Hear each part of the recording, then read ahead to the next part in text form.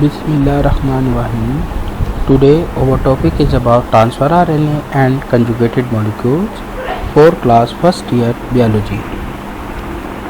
Now first we discuss about the learning objective. We want to understand the structure and composition of transfer RNA and also discuss about the conjugated molecules. So what is a transfer RNA? Basically transfer RNA is the smallest of the RNA molecule, which is comprises about 75 to 90 nucleotides.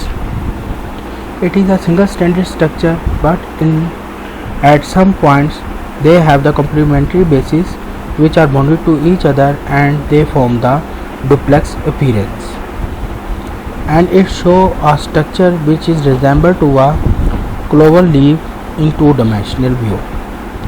While its 5' and always terminate governing base and their 3' and always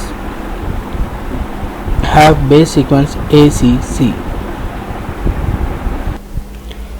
They have also considered 3 loops, that is theta D and anticodon loop, while the rest of the molecule have the different nucleotides. In diagram we see that they have 3 loops, that is T loop, D loop and anticodon loop. This anticodon loop is always present in between the D and T loops, and overall structure is resembled with the clover leaf, while their 3' and always have a base sequence ACC, and at this end amino acid group is attached, while at 5' end governing base is present. While this middle loop, that is the anticodon loop, 7 bases, and this 7 bases makes the anticodon loop, while in the middle these 3 bases form the anticodon. आपने ये बात याद रखनी है कि इसके जो transfer RNA उसके 3 लूप्स हैं, एक डी लूप, टी लूप और एंटीकोडॉन लूप. जो मिडल लूप है जिसे आप एंटीकोडॉन लूप बोल रहे हैं, इसके लिए 7 बेसिस का बना होता है.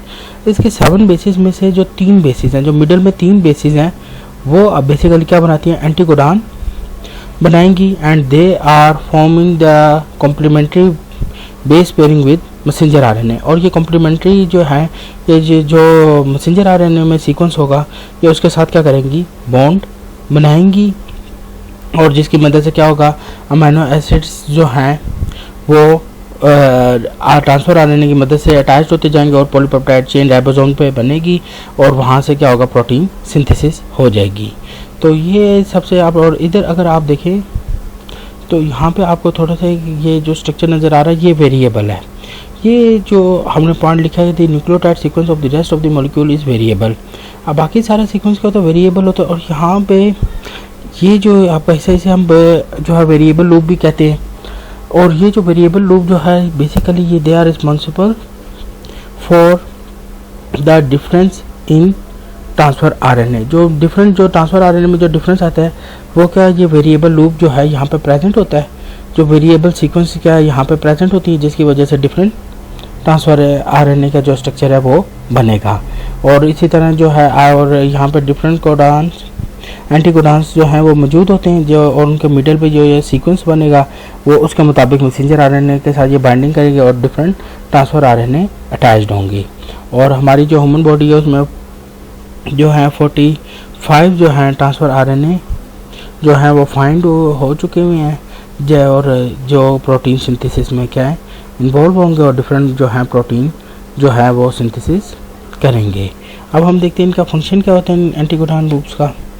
जो एंटीकोडॉन लूप्स है, जो पहला लूप जो इसको हमने कहा जो मिडल में प्रेजेंट है, वो आपने ये बात याद रखना है कि उसके पास 7 जो हैं बेसिस प्रेजेंट होती हैं, और वो जो बेसिस हैं वो कॉम्प्लीमेंट्री होती हैं किसके साथ, codon of the messenger RNA. जो मैसेंजर आरएनए पे जो बेसिस प्रेजेंट है, हमने उसको पढ़ा था, जो ट्रिपलेट बेसिस प्रेजेंट है जिसे हम कोडॉन कहते हैं, वो कॉम्प्लीमेंट्री होती हैं किसके साथ, जो इधर 3 ये जो बेसिस प्रेजेंट है इनके साथ वो क्या बनाएंगी, बॉन्ड बनाएंगी, कॉम्प्लीमेंट्री बेस पेयरिंग होगी, जिसकी मदद से क्या होगा, जो पॉलीपेप्टाइड चेन राइबोसोम पे बनती जाएगी और एंड पे प्रोटीन सिंथेसिस हो जाएगी।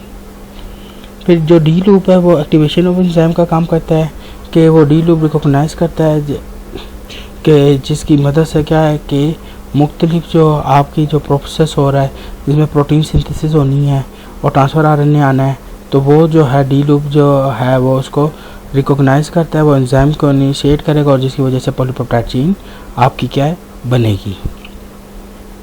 इसके बाद जो थीटा लूप है, थीटा लूप जो है वो स्पेसिफिक साइट को रिकॉग्नाइज करता है राइबोसोम पे ताकि जो है प्रोटीन सिंथेसिस हो सके। तो ये जो थे आपके 3 लूप्स जो ट्रांसफर आरएनए में प्रेजेंट होते हैं, जिसको में से आपका जो मिडल लूप है जिसे एंटीकोडॉन लूप बोलते हैं, जो साइडों में 2 लूप्स प्रेजेंट हैं उनमें से एक को हम डी लूप बोलते हैं और एक को थीटा लूप कहेंगे। और इनके फंक्शन क्या है कि जो एंटीकोडॉन लूप है बेसिकली उसके जो मिडल 3 बेसिस हैं they are responsible for making the anticodon. क्यों? Because they are complementary to the specific codon of the messenger RNA, while the D loop recognizes the activation of the enzyme। जो enzyme involve हैं protein synthesis में वो उनको क्या करेंगे, activate करेंगे। और बाकी जो है थीटा लूप वो स्पेसिफिक साइट को जो है स्पेसिफिक प्लेस जो है राइबोसोम पर उसको रिकॉग्नाइज करेगा for the synthesis of protein synthesis. तो ये तो था ट्रांसफ़र आरएनए के बारे में। अब हम इसको फर्दर डिस्कस करते हैं डायग्राम से कि ये देखें आपके पास ये एंटीकोडॉन सीक्वेंस है, ये एंटीकोडॉन मौजूद है। एंटीकोडॉन लूप में ये जो 3 मिडल जो बेसिस हैं ये एंटीकोडॉन बना रही हैं और वो कॉम्प्लीमेंट्री होती हैं किसके साथ, codon of the messenger RNA के साथ।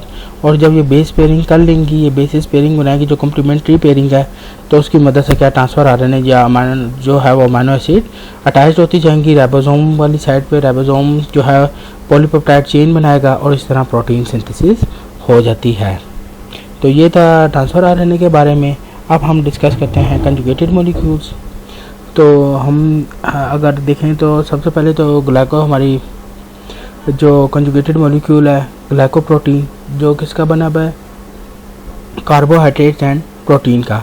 जब डिफरेंट मॉलिक्यूल्स कंबाइन करते हैं और उनसे जो नया कंपाउंड बनता है उसे हम क्या कहते हैं, कंजुगेटेड मॉलिक्यूल कहते हैं। और इसकी जो एग्जांपल्स हैं इसमें हमारे टेक्स्ट में है उसमें हमारे पास ग्लाइकोप्रोटीन, ग्लाइकोलिपिड, लिपोप्रोटीन और न्यूक्लियोप्रोटीन्स प्रेजेंट है।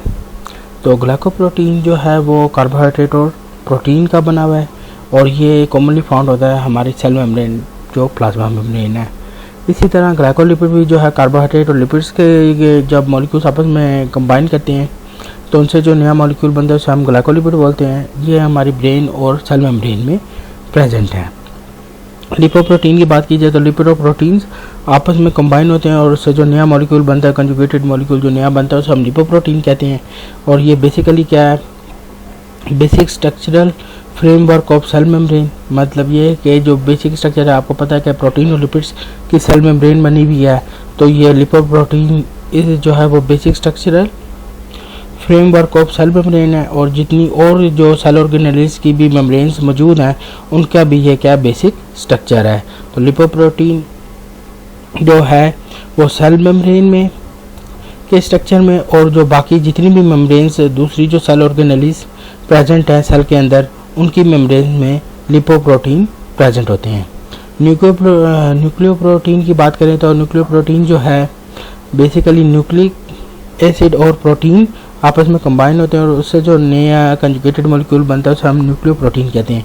इसमें हमारे पास जो एग्जांपल है वो क्रोमोसोम और राइबोसोम की है। क्रोमोसोम डीएनए और प्लस प्रोटीन्स इसके साथ कंबाइन होती है तो हमारे पास क्रोमोसोम का स्ट्रक्चर बनता है। इसी तरह राइबोन्यूक्लिक एसिड जिसको हम राइबोसोम कहते हैं वो आरएनए और प्रोटीन्स आपस में कंबाइन होकर जो स्ट्रक्चर बनाती हैं उसे हम राइबोसोम्स कहेंगे। तो ये तो थे हमारे कंजुगेटेड मॉलिक्यूल्स के डिफरेंट फंक्शन परफॉर्म कर रहे हैं सेल्स के अंदर। तो आज जो है हमारा चैप्टर नंबर 2 जो है वो कंप्लीट हो गया है। नेक्स्ट टाइम जो है हम नया चैप्टर पढ़ेंगे। Thank you.